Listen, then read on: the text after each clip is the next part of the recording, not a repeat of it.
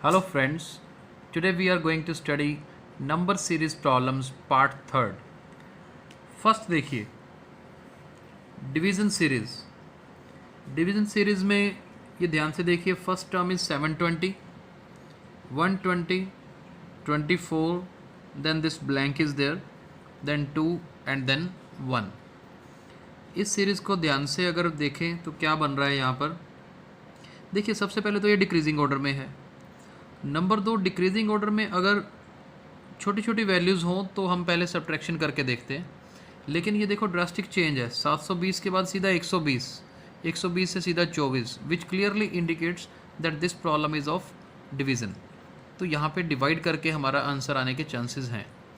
तो हम क्या करेंगे, 720 और 120 देखिए, 720 को 6 से डिवाइड करते हैं तो 120 आता है, 120 को 5 से करते हैं तो नेक्स्ट टर्म 24 आती है।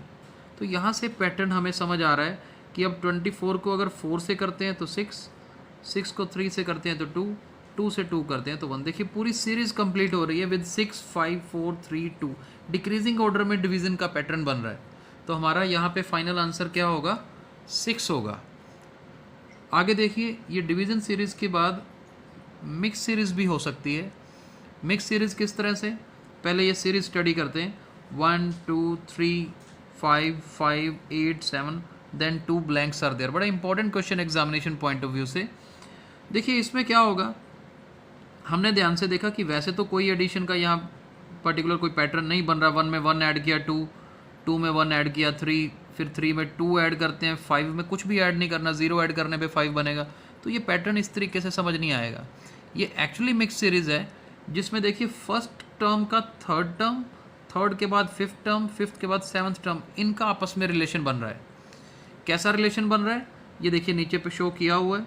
1 में 2 ऐड किया तो 3, 3 में 2 ऐड किया तो ये 5, 5 में 2 ऐड किया तो 7। अब देखिए 7 में एक छोड़ के 2 ऐड किया तो फाइनल आंसर यहाँ पे इस ब्लैंक पे क्या बनेगा, 9 बनेगा। अब ऐसे ही ऊपर देखिए 2 से ये 5 तक, 5 से 8 तक डिफरेंस कितना आ रहा है, ये 3 का डिफरेंस है हर जगह पे। तो 2 + 3 5, 5 + 3 8, तो 8 में जब 3 ऐड करेंगे तो हमारा आंसर क्या आएगा, 11। This is how these last 2 fill-ups can be filled. बहुत ही ईजी ट्रिक है। हाँ, इसे मिक्स सीरीज बोलते हैं क्योंकि पहले का तीसरे के साथ रिलेशन है, फर्स्ट और सेकंड का आपस में रिलेशन नहीं है, तो गैप्स के साथ रिलेशंस होंगे। इसको बड़े अच्छे से समझना चाहिए। अभी चलते हैं हम नेक्स्ट एग्जाम्पल में। देखिए नेक्स्ट एग्जाम्पल देखते हैं। यहाँ पर टर्म्स देखिए 25, 25, 27, 22, 30, 19, 34, 16। ये भी मिक्स फ्रैक्शन की एक एग्जाम्पल है और ये डिफरेंट है पिछली एग्जाम्पल से, क्योंकि यहाँ पर 2 बार 25 है, 27 इंक्रीजिंग ऑर्डर में आ गया, लेकिन उसके बाद इमीडिएटली डिक्रीजिंग वैल्यू है, फिर इंक्रीजिंग, देन अगेन डिक्रीजिंग। तो एक वैल्यू इंक्रीज कर रही है, एक वैल्यू डिक्रीज कर रही है। तो मतलब 2 पैटर्न यहाँ पर इकट्ठे बन सकते हैं मिक्स फ्रैक्शन में। नीचे देखिए प्लस वाली सीरीज कैसे बनेगी, 25 में 2 ऐड किया 27, आगे देखिए 27 में 3 ऐड करने पे 30, 30 में 4 ऐड करने पे 34, 34 में 5 ऐड करने पे फाइनल आंसर इस ब्लैंक में क्या बन रहा है, 39। और अगर ऊपर देखें तो सब्ट्रैक्शन है, 25 - 3 is 22, 22 - 3 is 19, 19 - 3 is 16, and finally 16 - 3 is 13। तो एक ही सीरीज़ में एडिशन और सब्ट्रैक्शन दोनों यूज़ हो सकती हैं। चलिए लास्ट एग्जांपल पे चलते हैं आज की। बड़ी इंटरेस्टिंग एग्जांपल है ये और बहुत इंपॉर्टेंट भी है। 36, 12, 48, 9.6 and then a blank. 4 options paper में हमें गिवन है। मान लीजिए 57.6, 53, 102, 18.2। ये थोड़ी सी कम्प्लेक्स है, इसको बड़े अच्छे से समझना है हमने। देखिए 36 से 12 तक कैसे जाया जा सकता है, पहले तो ये एनालाइज करना है कि 12 3s आर 36, यानी कि 36 को 3 से डिवाइड करेंगे तो हमारा क्या बनता है, 12 बनता है।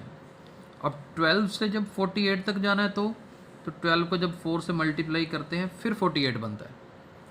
और 48 से 9.6 तक आना हो तो 48 को 5 से डिवाइड करते हैं तो क्या बनता है, 9.6। तो ये हमने फर्स्ट 4 टर्म से एक पैटर्न बनाया उसको ध्यान से देखिए, हमारा पैटर्न देखिए क्या बन रहा है, 3 4 5, यानी कि नेक्स्ट वैल्यू में 6 आएगा। ये एक सीक्वेंस यहाँ पे बन गई। उसके बाद क्या है, पहली टर्म डिवीज़न की थी, फिर मल्टीप्लाई, फिर डिवीज़न, तो लास्ट में मेरी क्या होनी चाहिए, मल्टीप्लाई होनी चाहिए। 9.6 को 6 से मल्टीप्लाई करते हैं तो वी गेट 57.6। तो हमारा इस क्वेश्चन का आंसर क्या होगा, ए 57.6। तो डिफ़िकल्ट नहीं है, बट हाँ इसको बड़े गौर से देखना पड़ता है और पैटर्न को एनालाइज करना बहुत ज़रूरी है कि किस पैटर्न के साथ आंसर को सर्च किया जाए। तो आई होप कि आपको आज के क्वेश्चन समझ आए होंगे। हमारे फेसबुक पेज को लाइक करते रहिए और शेयर ज़रूर करते रहें। Thank you.